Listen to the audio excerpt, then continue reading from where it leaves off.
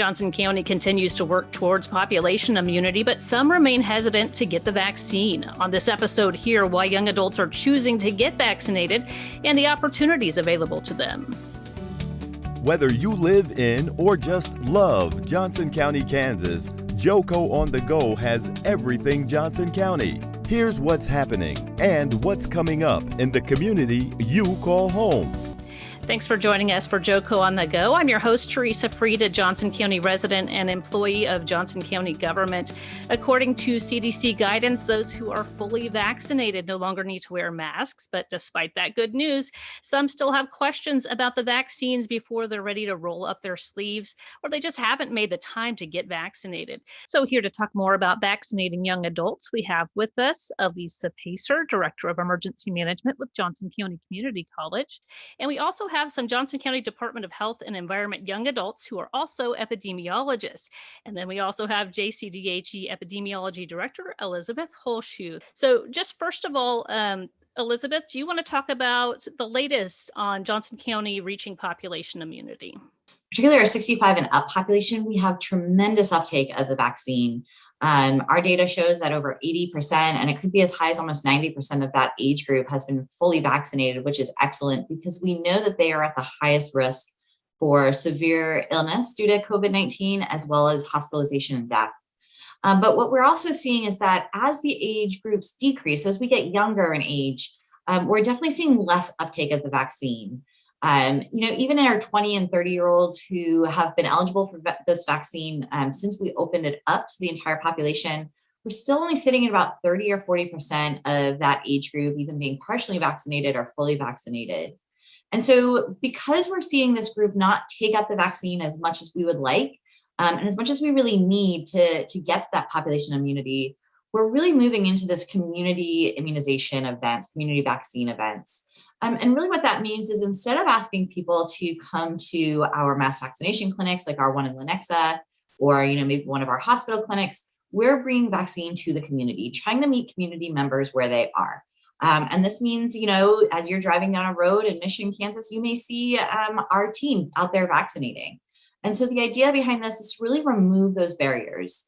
I don't think that this age group is particularly vaccine hesitant, as we call, or even resistant to getting the vaccine. I think that they're busy and it's just not maybe a priority for them to seek out that appointment or drive to our Lenexa site. But if we provide it to them at some place that's convenient, someplace that they already are, there's an increased likelihood that they're just going to go ahead and get it because it's not that they don't want it. It's just they haven't made the time in their lives to get it. So for our epidemiology staff members here, if you guys want to introduce yourselves, just tell us a little bit about your role with the county. My name is DC Ocampo. I'm a disease investigator with Johnson County Health Department, and I work primarily providing guidance for the schools here in Johnson County. Hi, I'm Danielle Rothler, and I'm an epidemiologist here at Johnson County Department of Health and Environment. I primarily work with our case investigators and help support them in doing case investigations. I help coordinate our whole genome sequencing that we're doing to see which variants are spreading around Johnson County. And I also do what I can to help support the vaccine clinic. Hi, I'm Gabe Hawkins. I'm an epidemiologist as well with the Johnson County Department of Health and Environment. And like DC, I also work with the schools, provide recommendations, help them through situations, and help them record data. Hi, I'm Jackson Ward. I'm also an epidemiologist with JCDHE. My primary role is to work with the case investigators, and then additionally, I organize a lot of the Johnson & Johnson vaccinations throughout the county. So just in terms of the interest of getting vaccinated, what are some of the things that we're hearing or seeing among young adults? And any of our EPIs want to take this one? What I've heard from just purely talking to friends and things, it's waiting to see what's going to happen with folks who have already taken it. They wanted to make sure that it's safe for the long term. We're here talking about young adults and getting them vaccinated.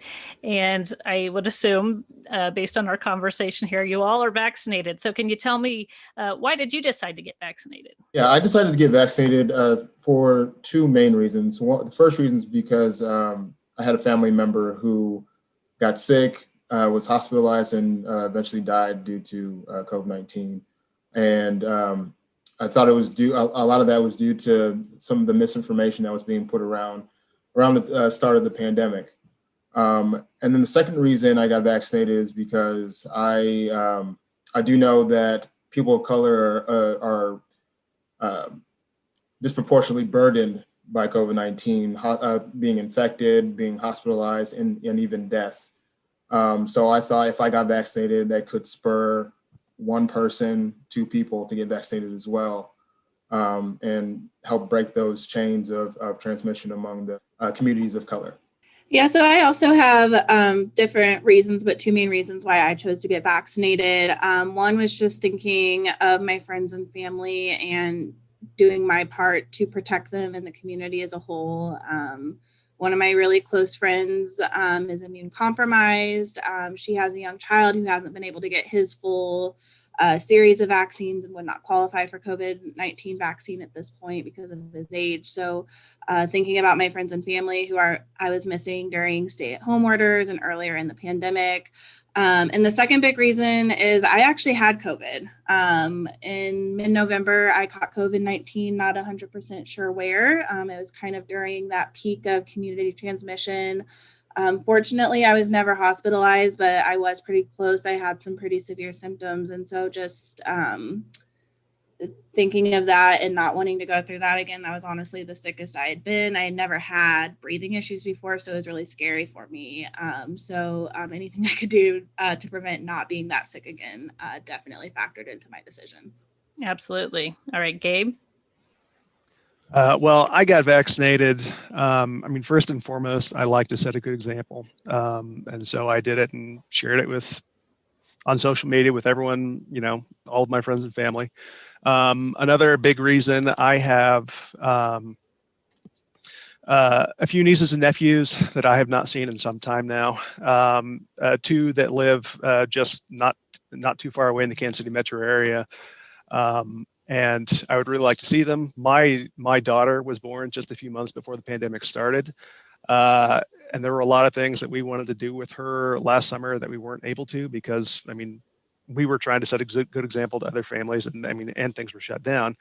And I really want my daughter to know her cousins and her family, and she hasn't been able to see any in over a year at this point. So I just, I want to see my family, and I want my daughter to see these people and for the first time for some of them and just get to know them. So.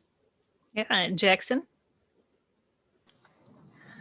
Yeah, so I think the primary driver behind me wanting to get vaccinated was certainly to be closer to family. My family does not live in Kansas, so for me to be able to visit them is plane rides or long car rides and interacting with lots of individuals. And the best way to reduce my risk and reduce the risk of spreading it to my family or anyone that I would encounter along the way was certainly to get vaccinated. I think also to echo Gabe's point, as epidemiologists and public health practitioners, it's instrumental for us if we are going to talk to others in the community about getting vaccinated. It's really important for us to share personal experiences. We certainly would not advocate for a medical intervention that we would not feel comfortable taking ourselves. And I think that's something our whole team takes a lot of pride in, is taking that research on, knowing that people in the community look to us, and making sure that we've done our due diligence so that when people come to us for that subject matter expertise, we're able to speak to that and also provide that personal or that anecdotal story that helps them as well. Right. Those are all really great perspectives. And Alisa, do you want to also share with us why you decided to get vaccinated? Sure, I'm happy to. Kind of like what Gabe and Jackson said, I feel like leading our crisis here at the Johnson County Community College, that I felt, obligated to lead by example, make sure that I'm doing all of my research, making sure that I'm informed so that I can spread good information. And fortunately, I work in emergency management under the police department here at the college. And, the police agency itself was one of those first agencies able to be vaccinated as critical essential workers. And so what have been some of the challenges in terms of getting students at the community college vaccinated? I'm sure now that we're into the summer months, the challenges grow a little bit, but can you talk about some of the ways you have overcome that? So ways that we are, ways that we are trying to overcome that. We have done 2 student vaccination clinics with Advent Health as a partnership after our employee vaccination clinic. They opened it up to see if we wanted to offer to students too. And of course we did. And the disadvantage is one of the ways we communicate with students is via email. And often students don't check their jccc.edu email or student mail account. So just trying to get the information in their hands, follow up with some social media to include with that. And then coming up this summer, in fact, in the next week and a half, we are doing student vaccination clinics on campus to try to reach any of those face-to-face students that are returning for summer classes that first week of school. So I think one other challenge has been just our reduced face-to-face classes. If people aren't on campus, that's difficult just to reach them in general. So just communication is probably the largest challenge. And I imagine our EPIs would certainly agree with that. So how do you reach this demographic? What are the best ways to get the word out that the vaccine is safe and it's very accessible? You can get it in lots of places. I mean, even, as we heard, coming to the community college so that you don't have to travel. You hit on a great point, especially when you're targeting a younger demographic, but also just to the community at large. When you're trying to reach certain people in the community and perform an intervention, it's most important to meet them where they're at. It's when you do have something like this vaccine that's so safe and so effective, a lot of times it's just people aren't necessarily thinking about all of those things before they're planning a trip or wherever. So if you meet them when they're out in a location in the community, you meet them in a park or at a festival or at a Runwell event on June 3rd, there are just ways to really meet the community where they're at. It makes it so convenient for them, and then they're more willing to participate, especially when you're there. You can answer any questions they may have that they may not have the opportunity to at a larger vaccine event. Do you think for young adults, it's the convenience that's a concern or inhibiting the getting of the vaccine, or do you think that there are still lingering questions about whether it's safe? I know I've heard, concerns about things like fertility, and, we're talking about young people who may be starting to think about their futures and family planning and things like that. So what are you hearing? I think that's certainly a factor. Convenience is definitely one thing, but we also, there are concerns from individuals where they may not understand the whole process, and so they understandably have questions about it. The timeline or the fertility concerns that some people may have. And so I think that's why it's so important to have these smaller events, because you really create that environment where you can have those one-on-one conversations with them, let them know that the research shows that there are no fertility concerns. It has been proven time and time again to be safe and effective. Not only at reducing the risk of hospital transmission, reducing the risk of death, and also, just reducing overall any of those adverse effects that we are seeing in individuals, especially in the individuals that our younger demographic is interacting with. So while we in our 20s and 30s may be less prone to experiencing those severe side effects or those severe symptoms, hospitalization, we are interacting with our parents or our grandparents or our neighbors who rely on us to be protected through the vaccine in order for them to also get life closer to normal. Another concern I've heard about is, I thought everybody knew this, but of course, I'm in this world every day, but some people don't realize that this vaccine is free. Is that something that you all are hearing as well? Personally, I'm hearing a lot of people, they're questioning whether or not they have to pay for it, and that's inhibiting them from finding a clinic, or they don't even know that the health department's even providing access to those vaccines. They're thinking they have to go to a doctor's office or that their insurance is going to be charged. But the vaccine is 100% free. You do not have to pay for it. You can go to Johnson County Health Department to our clinic on 108th in Lenexa to get the vaccine. Like Jackson said, we have clinics popping up in the community, like the Runwell store on June 3rd, Sand Hills Brewery on June 9th. There are going to be several community events that are going to be available that are free, that are walk-in, that you can come in and get a vaccine. That's great. And I know the community clinic concept is a little bit new. We've shifted away from these large vaccine distributions.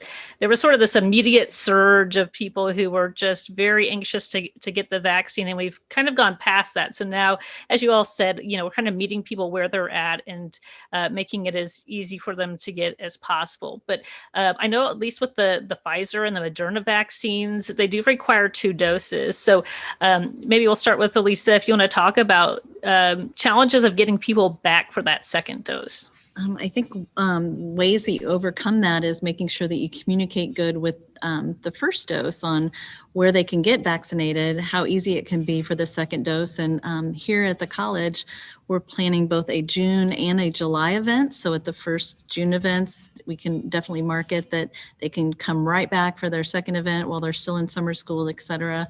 So I'm excited about that opportunity.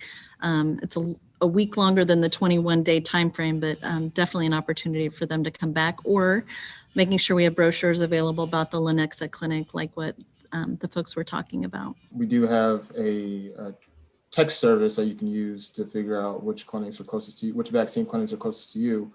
And that number, it's 438829. So if you text your zip code to that number, it'll tell you which clinics are closest to you. Perfect. All right. Great information there. I do want to talk a little bit more, maybe to Gabe, if you want to tell us a little bit about, having a new baby in the middle of a pandemic. Like how wonderful is that to be able to get vaccinated and to be able to show off your baby now?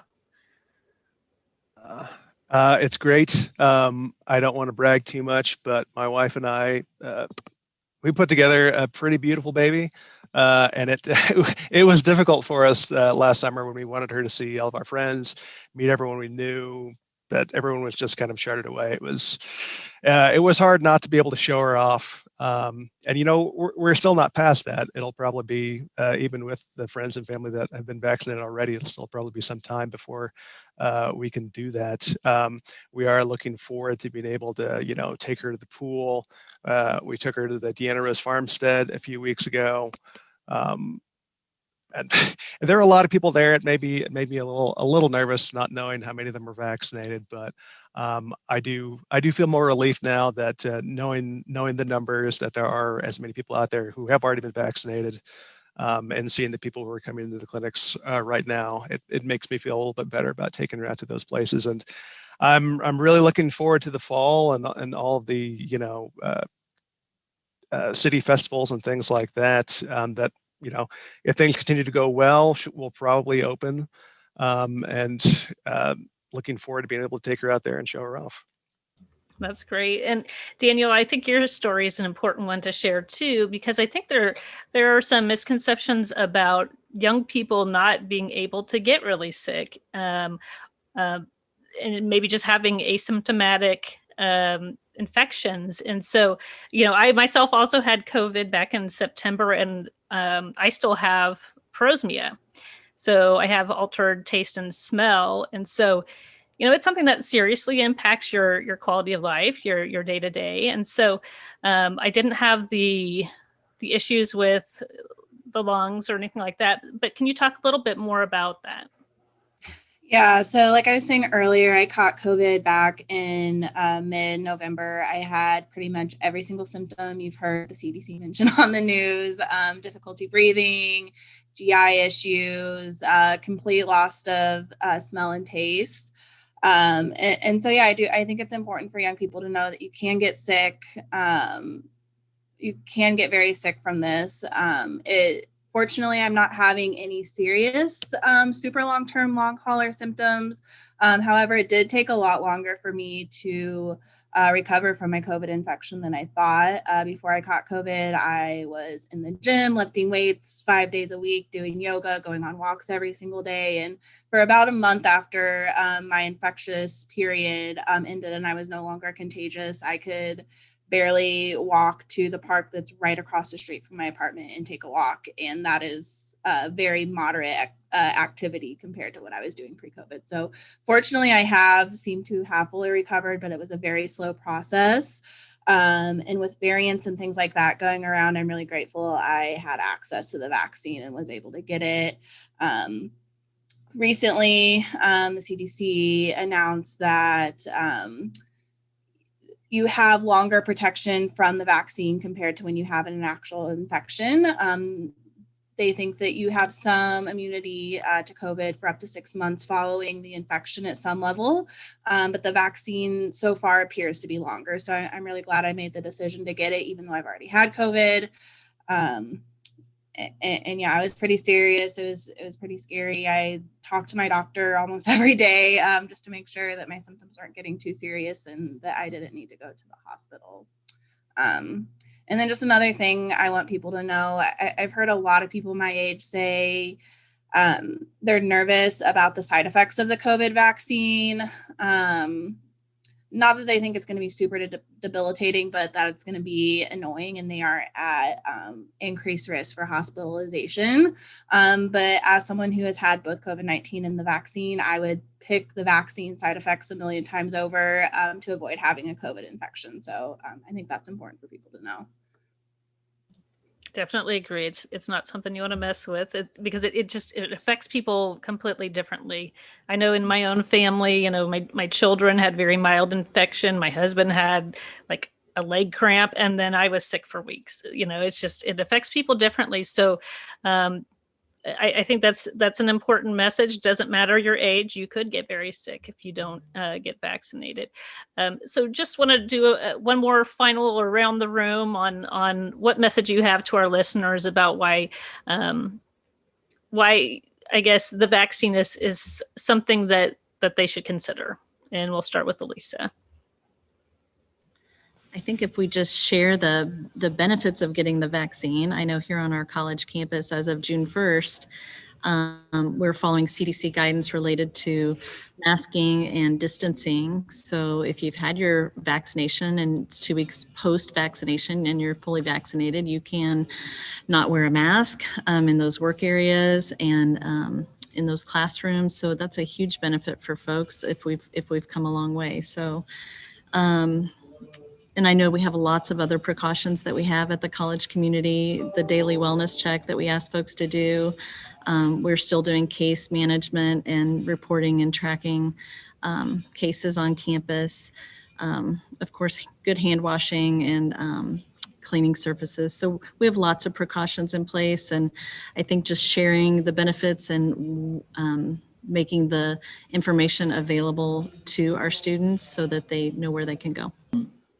Just to make sure everyone stays safe. I mean, there are things that as a 30-year-old young man, I want to do. I want to go out, hang out with my friends. I want to go to brunch.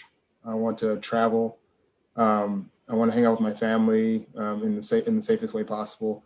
Like do all those things, but do all those things in a safe way and in a manner that is the lowest risk possible. And getting the vaccine will provide that low risk. It's safe, it's effective, it's extremely quick. You come through the clinics, two appointments if you get the Pfizer or Moderna, one appointment if you get the Johnson & Johnson. It's very quick, very easy. If you find one of us at the clinic, we're very nice people. I promise you, we will not bite. So get the vaccine, continue to, or go back to doing what you love to do, hanging out with your people, going out to restaurants, traveling, doing all those things. That way we can get to some sort of normal. We want to get back to seeing our people and doing that in a safe way. The vaccine's safe. I'm so happy that I got it. And doing vaccination, it's such energizing work as someone who's been working in public health since the beginning of this pandemic and doing case investigation and answering questions and helping businesses be compliant with COVID recommendations that we have. Being able to vaccinate people is so energizing. It helps us see that there's an end in sight and that we're actually doing something positive. So, yeah. All right, Gabe, final thoughts? Not too much different from what the others have said, but I mean, the main thing you hear from friends, family, I mean, people who call into the health departments, the main thing is just everyone wants things to go back to normal. And really the only way that happens is herd immunity and everybody doing their part to get back to normal. So, if you're one of those people who wants to, start going to Royals games and tailgating and going to the pool and doing all the things that, before 2020 we kind of took for granted, then, I mean, just do your part and go out and get vaccinated. All right, Jackson. Yeah, I think the biggest thing our team has noticed throughout, working on this since the very first case of COVID is how much of a game changer this vaccine was for us. A lot of the pandemic response from an epidemiologist perspective, until you have an effective treatment or prevention mechanism like a vaccine, it's a lot of treading water. It's a lot of, we do our best and the community does their best, but that virus's goal is to spread throughout the community. And, when we were able to have such an incredible vaccine that has been proven time and time again to be safe and effective, and the more we learn about these vaccines, the more optimistic I think we all get. The CDC continually expands how long the immunity is showing, and how long it's lasting for after vaccination. It's continually showing promising reductions in risk and hospitalizations and severity of cases and transmission.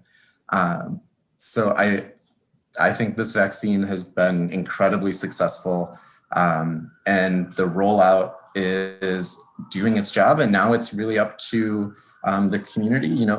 They've been doing their part this entire pandemic, staying home, wearing their masks, physically distancing away from others. And this is really that last piece of the puzzle to get back to normal, is getting that vaccine, getting that immune protection, waiting out that 2 weeks after you've completed your vaccine series, and then really getting to enjoy all those things you wanted to do again. Seeing your family, going, like Gabe said, going out to sporting events or restaurants or all of those things. And, you can do those things safe and effectively, but you can do that even more so after the vaccine. All right, great information. I thank you all for being here today to talk about this very important subject, and hopefully some of our listeners have gathered some good information, or incentive at least, to consider getting vaccinated. Well, Johnson County, as we said, has walk-in clinic availability. You can also schedule a vaccine appointment, and please don't forget to get that second shot with the Moderna and Pfizer vaccines. And then you need to wait that 2 weeks after that last shot to be fully vaccinated. Get much more information and book your appointment, jocogov.org/coronavirus. Thanks for listening. You just heard JoCo on the go.